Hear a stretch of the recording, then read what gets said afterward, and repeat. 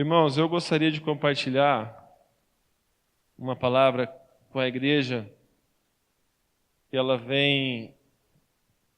O Senhor vem falando no meu coração especificamente quando que foi o encontro de jovens? Foi há uns 2 meses atrás?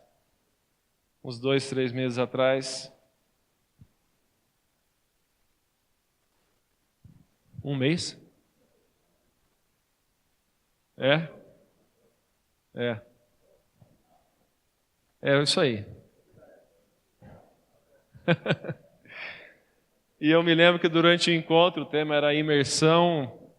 O Senhor trouxe uma palavra sobre a nossa identidade, né, em Cristo e sobre a finalidade de estarmos em Cristo. E durante o encontro eu tinha uma palavrinha sobre sofisma em uma das ministrações. E foi assim, algo do Senhor mesmo, porque parece que o Senhor pegou aquela palavrinha ali e trouxe a nossa atenção para muitos sofismas que estavam nos impedindo, né, de vermos a nossa identidade no Senhor e a finalidade de estarmos no Senhor. Né? E eu, a partir dali, comecei a meditar sobre esse assunto, buscar o Senhor em relação a esse assunto, beber da palavra em relação a esse assunto. E eu gostaria de compartilhar um pouco com a igreja, né, sobre aquilo que o Senhor tem me falado. Né? Nós estamos no intensivão aí, né, há 1 mês atrás, estávamos no encontro de jovens.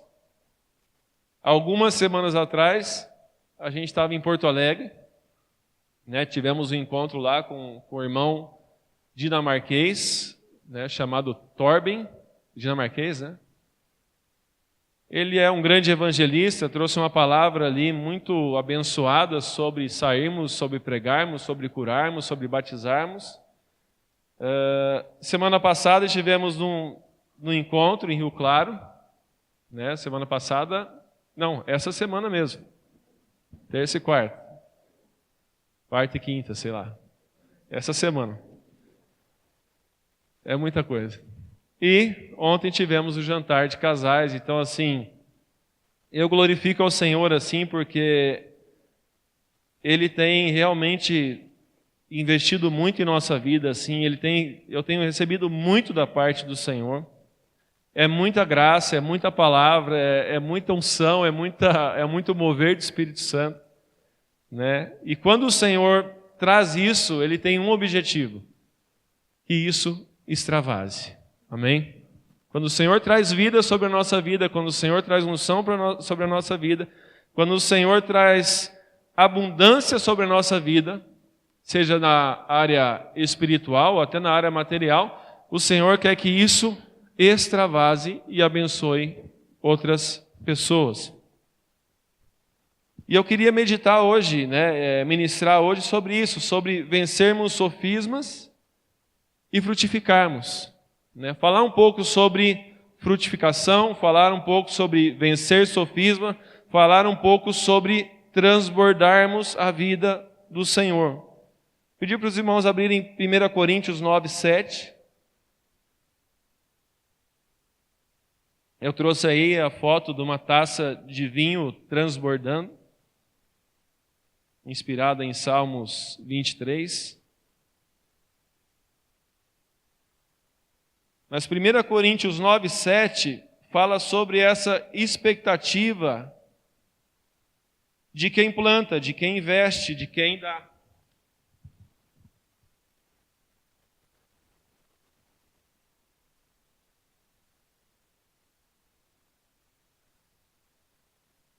Diz aqui: quem jamais milita à sua própria custa, ou quem planta uma vinha e não come do seu fruto, ou quem apacenta o gado e não come do leite do gado. A palavra nos traz aqui em 1 Coríntios 9, 7, que há uma expectativa daquele que planta a vinha.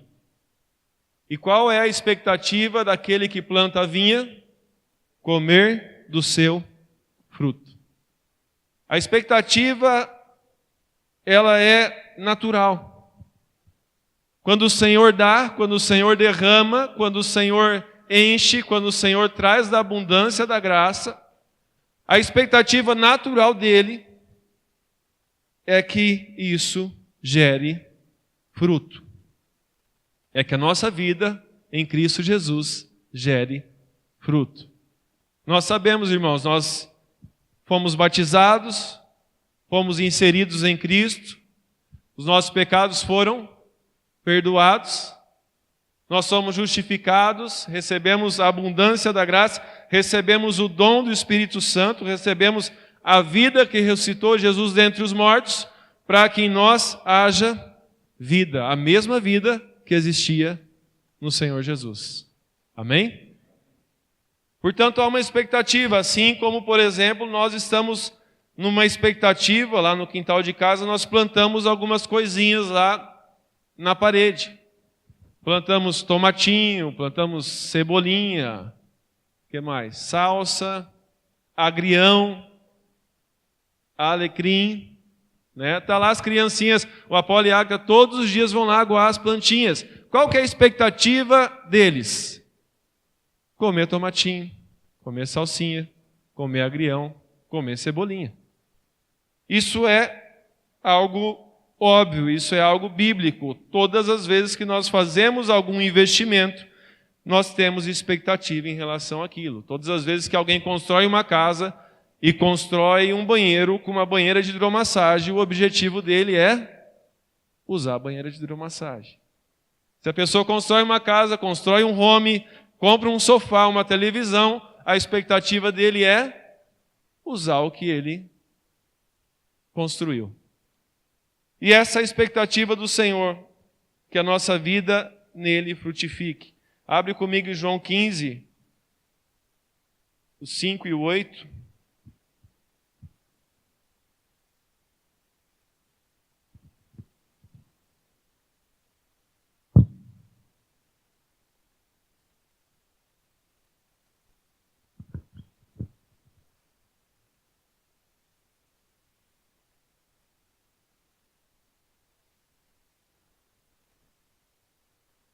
Peso para a folha. Amém. João 15, do 5 ao 8. As folhas estão voando aqui, eu estou pedindo ajuda dos universitários. Amém. Obrigado, Dani. Resolveu. Amém. Vamos lá, João 15, versículo 5. Jesus nos diz: Eu sou a videira, vós as varas, quem está em mim e eu nele, este dá muito fruto, porque sem mim nada podeis fazer. 15:8 diz: Nisto é glorificado o meu Pai, que deis muito fruto, e assim sereis meus discípulos. O Senhor Jesus tem uma expectativa quanto àqueles que foram enxertados na videira. O Senhor tem uma expectativa segundo aqueles que foram colocados nele, que creram, se arrependeram, se batizaram e foram salvos. E a expectativa de Jesus quanto a cada galho que está na videira é que esse galho dê fruto. É isso aí que está escrito na Bíblia de vocês? Que dê muito fruto. A expectativa do Senhor é que as vidas enxertadas nele não simplesmente dê fruto, mas que dê muito fruto. Eu me lembro de uma palavra do irmão chamado Victor Rodrigues, um argentino, e ele estava ministrando sobre o Salmo 23, nós não precisamos abrir porque muitos já sabem até de cor, mas fala lá: o Senhor é meu pastor e nada me faltará. Nós conhecemos. E perguntaram para ele certa vez o que era o ministério. Victor, o que é ministério? E ele, meditando no Senhor, disse: olha, ministério é aquilo que transborda do cálice. Amém? O meu cálice transborda. Ministério, frutificação, é aquilo que transborda de nós, é aquilo que transborda da minha vida, da tua vida. Em 1 Timóteo 3, não precisa abrir, mas quando Paulo fala com Timóteo em relação aos bispos, ele diz que o bispo deve governar bem a sua própria casa, para que assim também ajude na casa de Deus. Então o que Paulo está falando ali para Timóteo? Timóteo, a vida tem que estar fluindo. E essa vida flui não é em encontros simplesmente, não é em dias específicos. Essa vida do discípulo flui dentro de casa, a partir da casa. Amém, igreja? Estamos juntos até aqui? Estamos compreendendo a palavra? Portanto, a frutificação é uma expectativa do Senhor. Frutificarmos, transbordarmos é algo que, se nós lermos na palavra, é muito óbvio, é muito claro, é muito visível que o Senhor espera isso da sua amada igreja. Mas a pergunta que eu faço, observando a minha vida, observando a realidade, né? Porque nós temos, como sempre o João gosta de lembrar, nós temos o ideal e nós temos o real. Eu falei aqui sobre o ideal, mas muitas vezes nós vemos que o real, ele caminha para o ideal.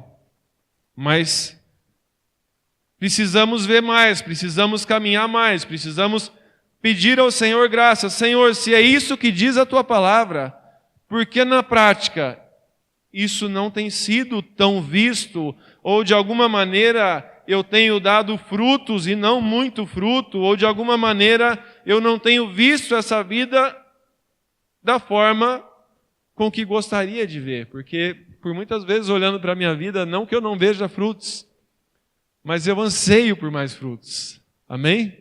Quantos anseiam por mais frutos? É bonito ver uma mangueira, a gente está na época de manga, mas é bonito ver uma mangueira cheia de frutos, frutificando, dando vida, dando manga doce, dando manga com fiapo, sem fiapo, umas são mais doces, outras não são, mas é uma delícia quando nós plantamos uma mangueira e passado determinado tempo nós podemos levantar nossas mãos e comermos aquele fruto. Assim também é o Senhor. E a pergunta que nós fazemos a nós mesmos, e não precisa ir responder, porque olhando para a nossa vida, na prática, tudo isso que eu li é uma verdade, mas que muitas vezes nós estamos buscando e buscando e buscando e desejando e ansiando, mas precisamos pedir graça ao Senhor. E eu sei que a causa da frutificação, como é que a gente pode dizer assim, moderada, tem muitas causas. Daríamos para nós fazer um encontro sobre o que nos impede de frutificarmos ainda mais para o Senhor Jesus. Mas algo que o Senhor tem trazido com muita clareza no meu coração é que nós não frutificamos mais porque ainda estamos presos a alguns sofismas, a algumas travas, a algumas mentiras, a alguns entendimentos que não são entendimentos que a palavra nos ensina. Existem sofismas e fortalezas a serem quebradas pela palavra do Senhor. Existem sofismas a serem quebrados, existem verdades a serem mais abraçadas, existem palavras que nós precisamos ver mais atentamente e com mais fé, eu diria. E o que é um sofisma? Para que não fique essa palavra que pode trazer alguma dificuldade, não precisa... o Tom já passou. Pode deixar, Tom. Mas o que é um sofisma? Pode passar um, Tom, depois você volta para esse. Pode dar um toquinho aí. Eu trouxe aí, não sei se os irmãos já viram aquele filme, O Mentiroso, mas é desse ator aqui que ele fez um filme onde ele não pode mentir por algum período do filme lá, e ele é um advogado, né? E não é cristão, então ele tem muitas dificuldades para não mentir, né? O que é um sofisma? O sofisma é, amados, uma mentira disfarçada de verdade. O sofisma é um argumento capcioso, velhaco, com o objetivo de ludibriar. Colossenses 2,4 diz e fala sobre argumentos que só parecem convincentes, palavras que são persuasivas. Nós estamos em Cristo, nós estamos cheios do Espírito Santo, mas Jesus disse uma coisa: nós precisamos conhecer a verdade e ser liberto pela verdade. Amém? E quem nos liberta de toda mentira, amados, está aqui, está no colo da gente. É a palavra do Senhor. Amém? Pedir para os irmãos abrirem em 2 Coríntios 10, 4 e 5. Pode passar, Wilton, depois nós... ele conseguiu voltar. Amém. Passa 2 agora. 1, 2. Amém. 2 Coríntios 10, 4 e 5.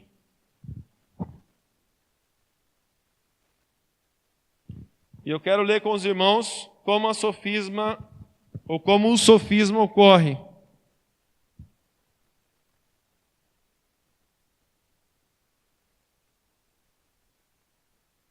Diz a palavra aqui: porque as armas da nossa milícia não são carnais, mas sim poderosas em Deus para destruição das fortalezas, anulando nós sofismas, destruindo os conselhos e toda altivez que se levanta contra o conhecimento de Deus e levando cativo todo entendimento à obediência de Cristo. Paulo está falando aos irmãos que estão em Cristo. Essa é uma carta à amada igreja do Senhor. E ele diz à amada igreja do Senhor: olha, vocês estão em Cristo, vocês estão nas regiões celestiais, mas existe uma guerra acontecendo, e essa guerra não é carnal. Essa milícia não é carnal, e as armas que vocês têm não são carnais. Os poderes carnais que vocês têm não servem para nada, mas vocês têm poderes em Deus para a destruição das fortalezas, aniquilando ou anulando os sofismas e destruindo todos os conselhos e toda altivez que se levanta contra o conhecimento de Cristo. Paulo está falando para a igreja: estejam atentos. Paulo está falando para a igreja: continuem a caminhada, permaneçam no Senhor, mas permaneçam numa vida contínua, porque existem mentiras e existem fortalezas que, se vocês não vigiarem, isso atrapalhará a vida espiritual de vocês. O desejo de Paulo, vamos voltar, tom 2 agora para aspirações ali, mas o desejo de Paulo era que a igreja que foi salva, que foi remida, ela não permanecesse ali estagnada. Ela não permanecesse ali parada. Essa é a oração constante de Paulo. Se nós lermos as cartas de Paulo, na maioria das cartas, no começo da carta, Paulo está orando. Para quê? Para que os olhos da igreja fossem abertos. Para que a igreja visse quem ela era. Para que o entendimento da igreja fosse aumentado. Vamos ver Colossenses 1,9, está ali no slide. Está aqui Paulo falando: por essa razão também nós, desde o dia em que ouvimos, não cessamos de orar por vós e de pedir que transbordeis de pleno conhecimento da sua vontade, em toda sabedoria e entendimento espiritual. Oséias 6,3 diz: conheçamos e prossigamos em conhecer ao Senhor, que como a alva a sua vinda é certa. Pedro diz em 2 Pedro 3,18: antes crescei na graça e no conhecimento do nosso Senhor e Salvador Jesus Cristo. Jesus, em João 8,32 diz: e conhecereis a verdade, e a verdade vos libertará. Romanos 12,2 fala sobre a transformação da nossa mente. E Romanos 12,2 diz que essa transformação, essa renovação, ela é constante. Romanos 6 diz que a nova vida do cristão é uma vida em novidade de vida.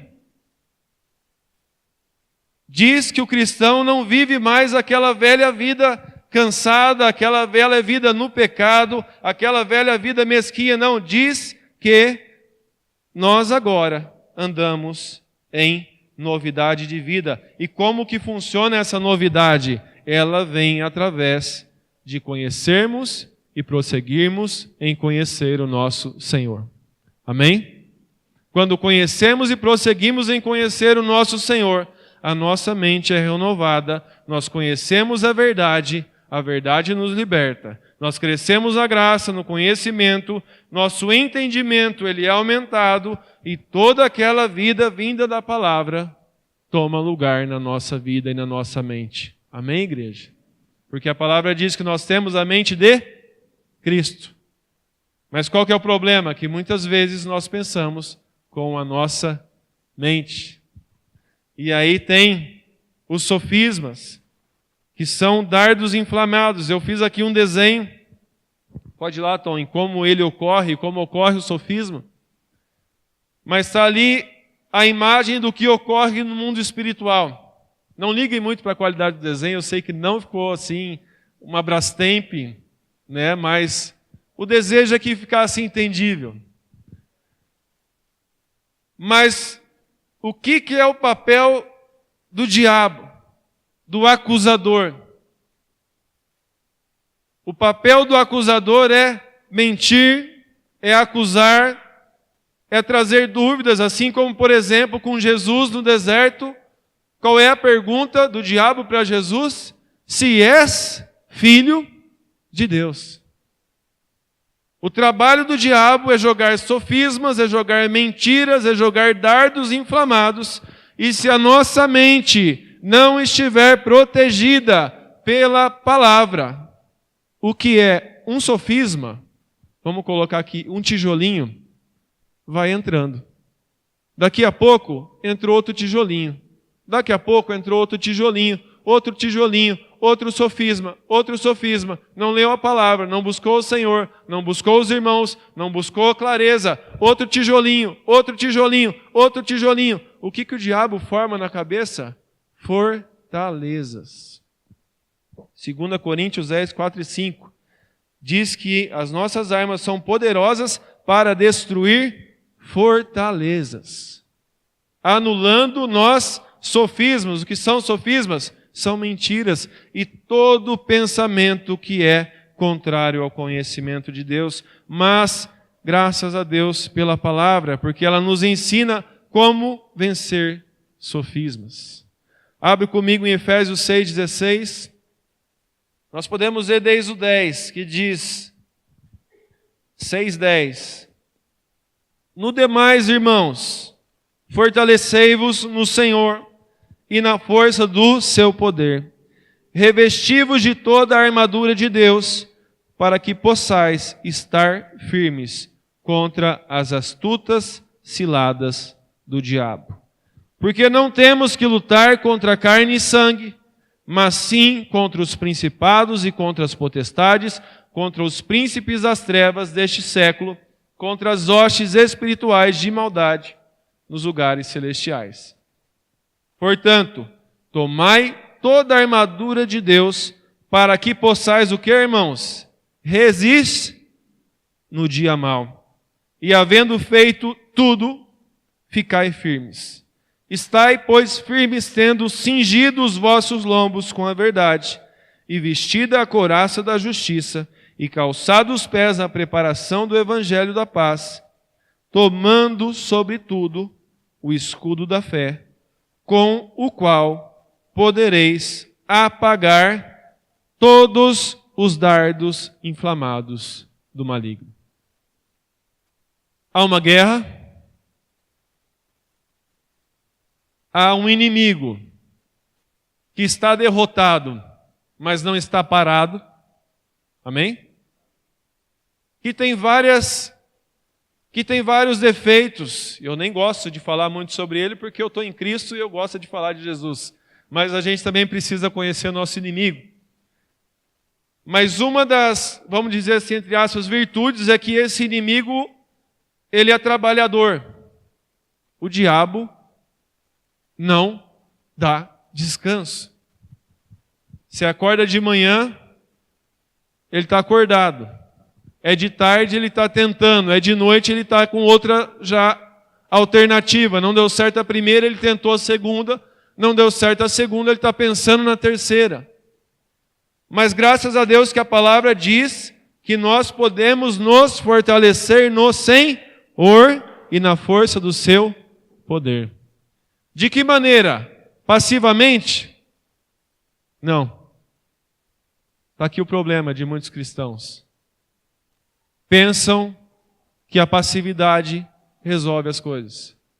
Ah, eu sou em Cristo, já estou nas regiões celestiais, tudo bênção, olha, recebi, estou lá, nada me acontece. Então, adota uma postura totalmente passiva, não tem mais leitura da palavra, não tem mais vida com o Senhor, o jejum é cada vez mais difícil, e aí a guerra, meu irmão, não parou, porque nós às vezes paramos. Ela continua.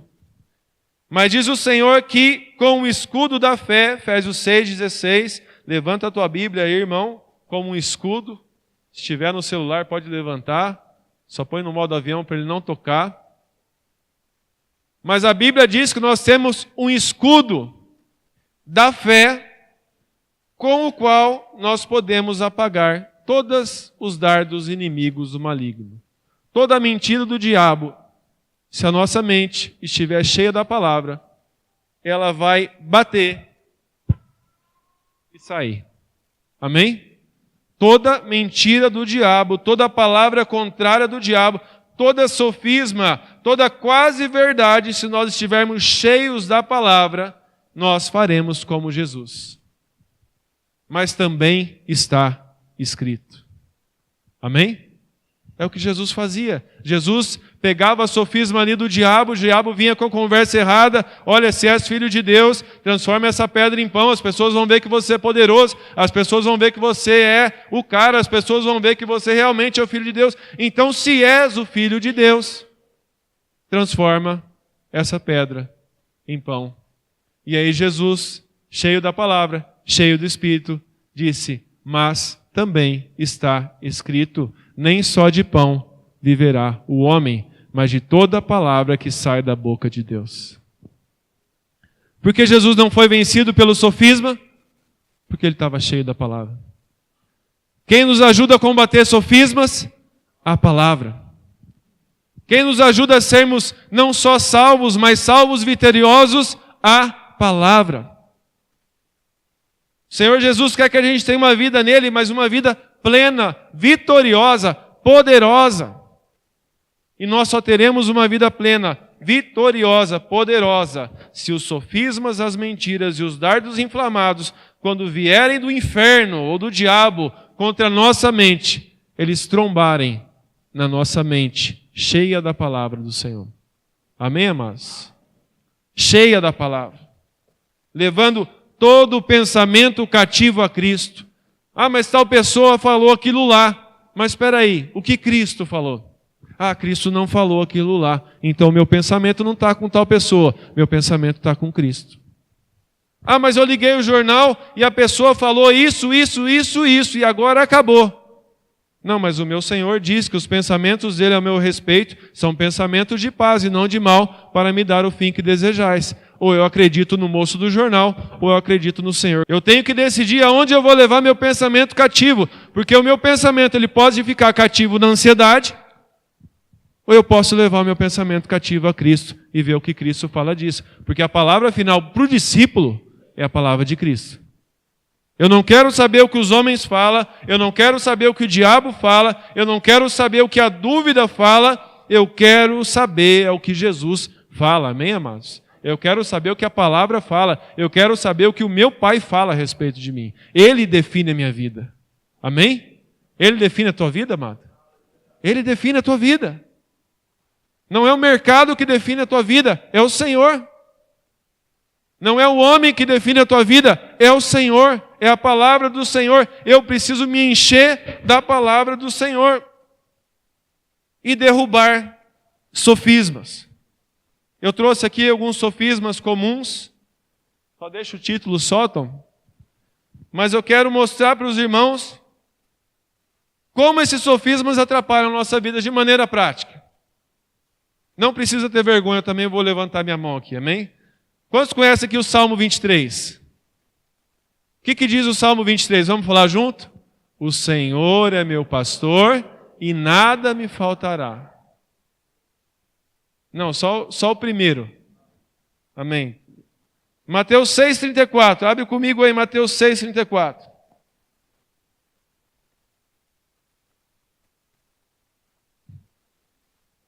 A gente vai ver como é que isso é real.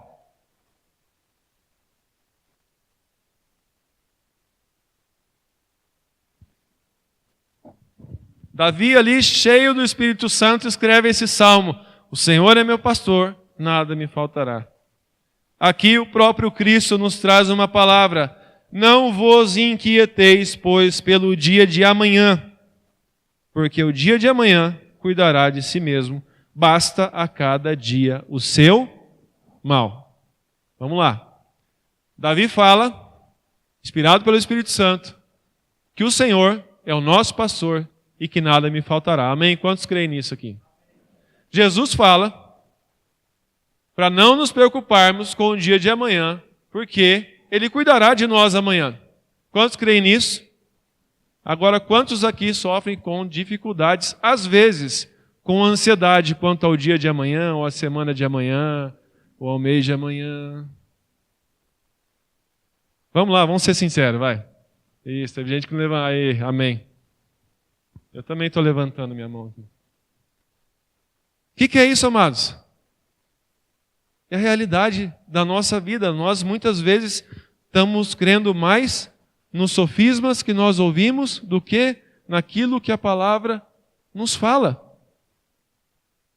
Se nós estamos ansiosos quanto o dia de amanhã, ou quanto o nosso futuro, nós estamos trazendo dúvida a essa palavra que diz que o Senhor é o nosso pastor e que nada nos faltará. Se nós estamos ansiosos quanto ao nosso futuro, nós estamos trazendo dúvida quando Jesus fala que nós não devemos nos inquietar a respeito do dia de amanhã, porque o dia de amanhã trará consigo os seus cuidados. A pergunta que eu faço, e eu faço essa pergunta sempre para mim mesmo, porque volta e meia me pego ansioso, será que Jesus estava errado no que ele está falando? Ou será que ele tem poder para falar o que ele falou? Será que Davi estava errado? Será que Davi não estava inspirado quando ele escreveu o Salmo 23? Será que o nosso pastor falhará amanhã? Será que Jesus, que disse que estaria conosco todos os dias até a consumação dos séculos, será que amanhã ele não vai estar conosco? Isso mostra o quanto nós, muitas vezes, sabemos da palavra, mas o que domina o nosso coração e a nossa mente, muitas vezes, não é a palavra, é o sofisma, é a ansiedade. Amados, algo que o Senhor tem me falado com muita força, a palavra não muda amanhã, amém? Não muda semana que vem, não muda mês que vem, não muda ano que vem, não muda daqui uma década, não muda daqui um século. Ela é a mesma. Ela não vai mudar. E Deus não vai mentir. O que muda somos nós. O que muda são nossos celulares. O que muda é o computador. O que muda é o carro. Mas a palavra do Senhor, ela não muda. Amém, amados? O que muda é o sistema operacional do celular, que cada dia é uma novidade. Agora faz isso e não faz mais isso. Agora tem que trocar o celular, porque o celular ficou velho, ele não faz mais essa função. Então a gente pega essa vida que muda todo dia e a gente não se percebe que a palavra de Deus não muda. Amém? Fala para o teu irmão, o Senhor é teu pastor e nunca nada te faltará. Esse é um sofisma comum. Pode apertar, Tom? Temer o dia de amanhã. Amados, teve um dia que eu pedi perdão para o Senhor. Por que eu pedi perdão? Porque eu estava indo dormir e eu não conseguia dormir, porque eu estava pensando como seria o outro dia. E aí eu fui orar. Que bom quando acontece isso, né? A gente está ansioso. Vai orar, irmão, melhor coisa que a gente faz. E aí o Espírito Santo ministrou no meu coração. Isso que eu estou pregando para os irmãos, André, você acha que amanhã eu não vou ser contigo? Você acha que amanhã eu não vou ser fiel? Você acha que amanhã muda alguma coisa no nosso relacionamento? Eu vou deixar de te amar, vou deixar de estar dentro de você, vou deixar de te abençoar? E aí o Senhor me trouxe uma palavra dura. O Senhor me diz assim: você tá confiando mais em você do que em mim. E amados, eu tive que concordar com o Senhor e pedir perdão, porque eu me arrependi na hora. Eu falei: Senhor, o Senhor tem razão. Porque eu estou preocupado, porque eu estou olhando para mim. E se eu estou olhando para mim, eu estou ansioso mesmo. Eu estou errado, Senhor. Me perdoa. Tem misericórdia da minha vida. Desfaz esse sofisma. Terminei a oração, amados. Fui dormir o sono do justo. Porque o Senhor apacentou meu coração. A gente precisa fazer isso. Senhor, eu estou aqui agoniado. Por quê? Por causa disso. O que diz a tua palavra? Coloca a tua ansiedade diante do Senhor, porque Ele tem cuidado de vós.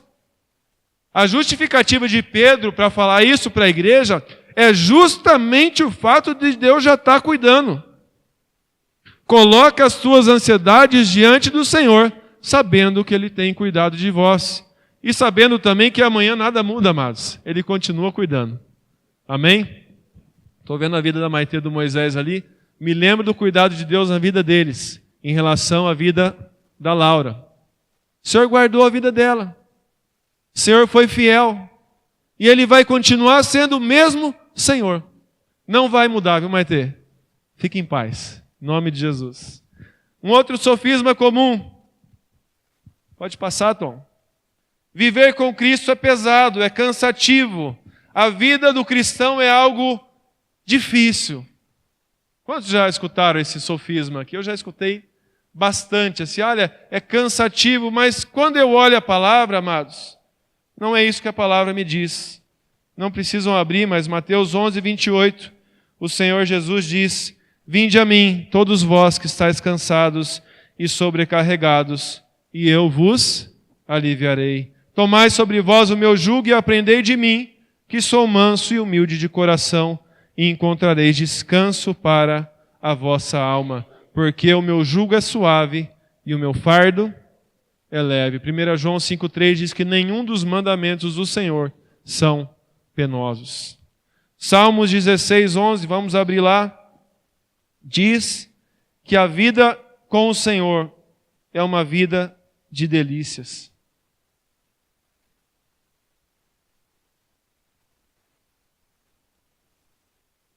Aleluia, Senhor. Te louvamos, Pai.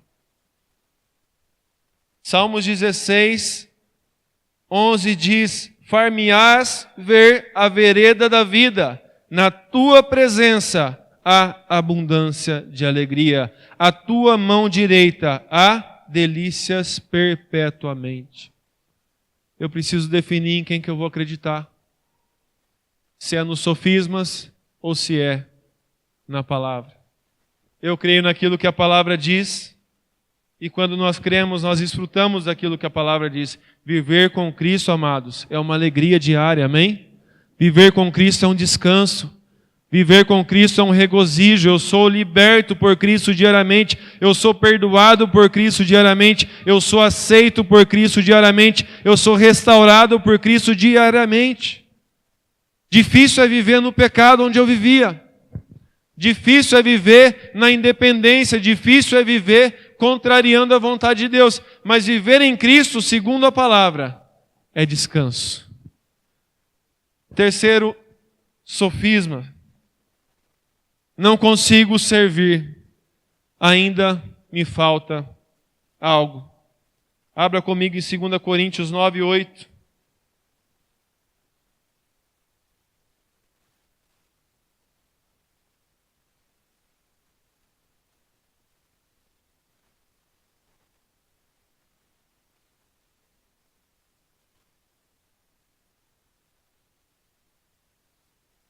Que diz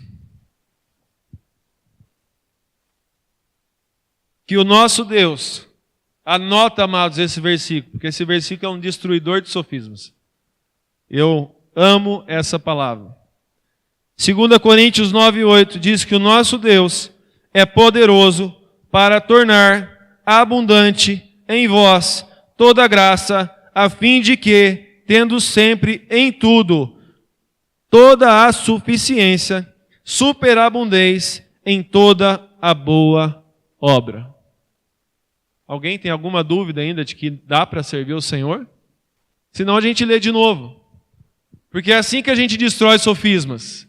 Tem sofismas que já se tornaram fortalezas. E para derrubar a fortaleza, a gente tem que ler uma vez, 2 vezes, 3 vezes, 4 vezes, colocar no nosso desktop, colocar no nosso espelho, para que a gente vá falando aquela palavra e destruindo as fortalezas. Por quê? Porque muitas vezes nós olhamos para nós e fala, não é possível, eu não vou conseguir. Mas quando eu olho para a palavra me diz, André, Deus é poderoso para tornar abundante em você toda a graça, a fim de que você tenha sempre em tudo toda a suficiência e superabunde em toda boa obra.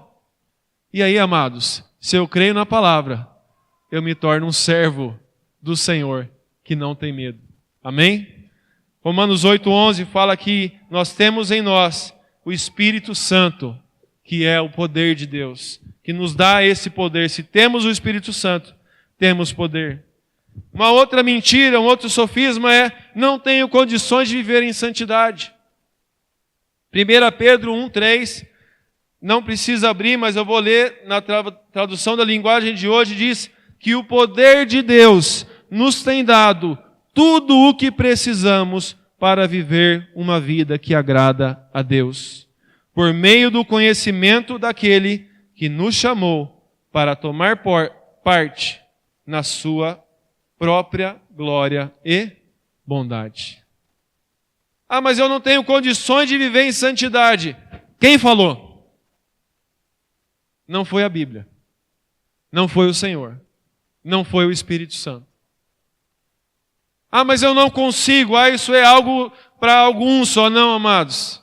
Tira o sofisma de lado. Lê 1 Pedro 1:3 que você vai ver que todo aquele que está em Cristo, todo aquele que foi inserido em Cristo, ele já tem nele tudo o que ele precisa para viver uma vida que agrada a Deus. Amém? Uma outra sofisma que eu já ouvi em algumas situações. Ah, eu tenho menos o Espírito Santo, ou então, eu não sei se eu tenho ainda o Espírito Santo. Tem pessoas que ainda têm dúvidas porque não viram manifestações evidentes. Em Atos 2:38, diz que quando nós nos batizamos, nós recebemos o dom do Espírito Santo.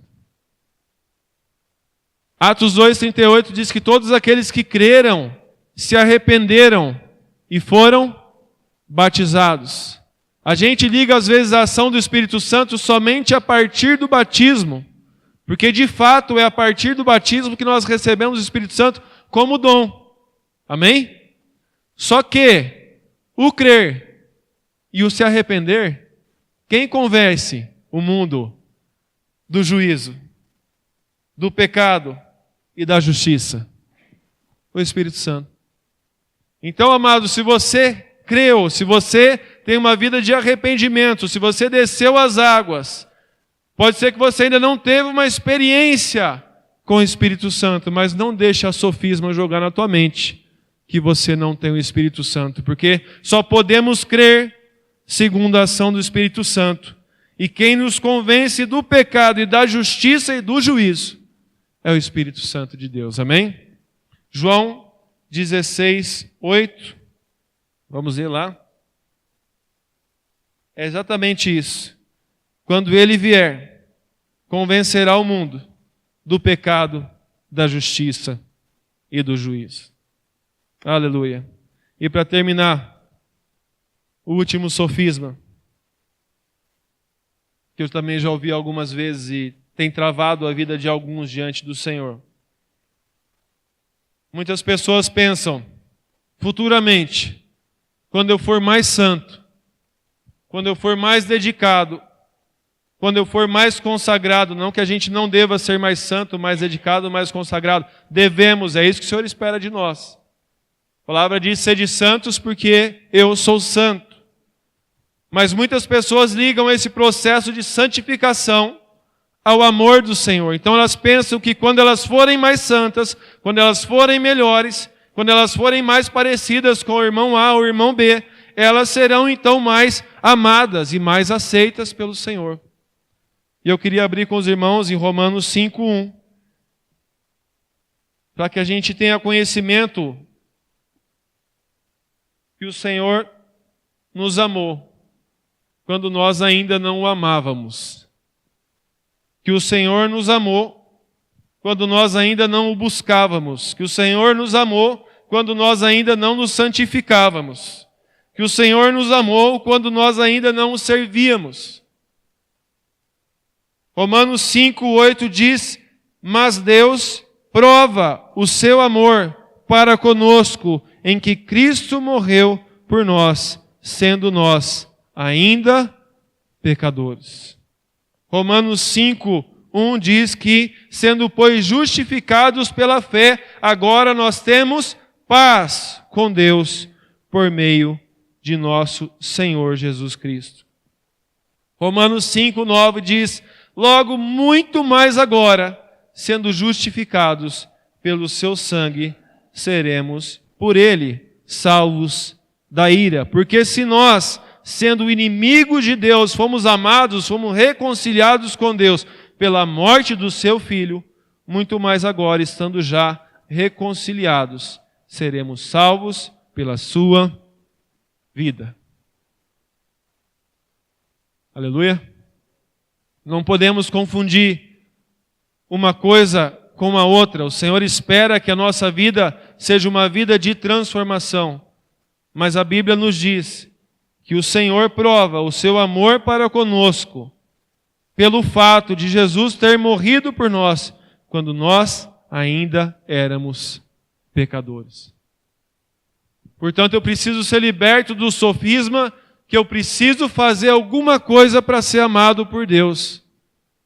Porque quando eu era pecador, Ele já me amou com toda a sua força. Por que eu estou falando que Ele já me amou com toda a sua força? Porque Ele levou Jesus à cruz por amor a nós. Porque Deus amou o mundo de tal maneira que deu o seu Filho unigênito, para que todo aquele que nele crê não pereça, mas tenha vida eterna. Por que Deus deu o seu Filho? Porque Ele amou. E qual era a nossa situação quando Ele nos amou? Não há um justo, nenhum sequer. Não há quem busque a Deus, não há quem entenda. O Senhor abriu a porta da reconciliação através de Jesus, e através de Jesus Ele nos disse, eu os amo com toda a força do meu ser. Portanto, que toda sofisma, tudo aquilo que nos atrapalha no relacionamento com o Pai, caia por terra. Porque muitas vezes nós medimos o amor de Deus por nós de acordo com a nossa atitude. Nós medimos o amor de Deus por nós de acordo com o nosso rendimento. Nós pensamos, esse dia foi bom. Esse dia eu falei do Senhor, esse dia foi legal, orei por uma pessoa na rua. Nossa, esse dia foi bênção, orei pelos meus filhos. Então a gente entra no quarto de noite, pensando que talvez Deus nos ama mais naquele dia do que no dia anterior. E aí no dia que não dá nada certo, perde o horário, já sai correndo, o trabalho não dá certo, acontecem problemas, o filho cai na escola, machuca, e aí acontece algo em casa que traz ali uma conversa ruim, e aí nós entramos no nosso quarto.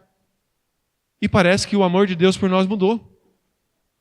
Mas o amor de Deus por nós não mudou. Amém, amados? Ele não mudou.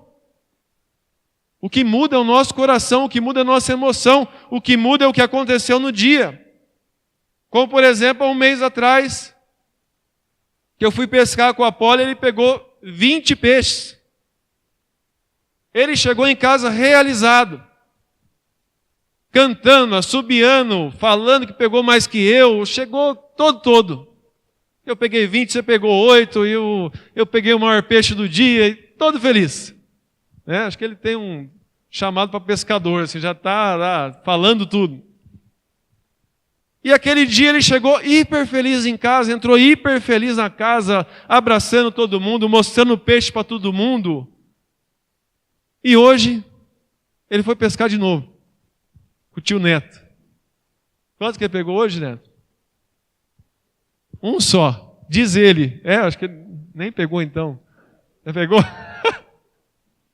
Mas hoje eu vi ele entrando em casa, todo jururu, todo para baixo. E aí, Apolo, pegou peixe? Hoje eu não fui, hoje o Neto foi, eu fiquei meditando na palavra. Peguei um só, pai. E tomando banho bravo, aquela cara de bravo, agoniado. Por que você está triste? Porque um monte de gente pegou lá, eu não peguei nada, eu peguei um só. Então, assim como a criança muda o coração pelos acontecimentos, nós como filhos, às vezes mudamos e às vezes erramos em mudar.